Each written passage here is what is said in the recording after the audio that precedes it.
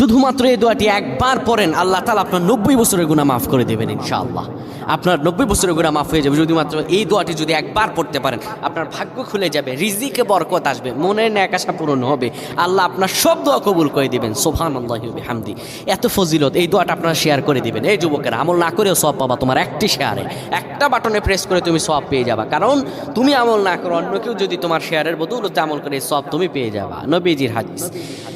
আমার ভাইয়েরা, আল্লাহর কাছে দোয়া করা, আল্লাহর কাছে দোয়া চাওয়া, এটি হলো মুমিনদের কাজ। আমার আল্লাহ বান্দাকে বলেন, বান্দারে উদউনি আস্তাজিব লাকুম, আমার কাছে চাও, আমার কাছে চাইলে আমি আল্লাহ তোমাকে দিয়ে দিব। কেউ যদি একবার এই দোয়াটি পড়তে পারে, দোয়াটি হলো রব্বি ইন্নী যালামতু নাফসি ফাগফিরলি।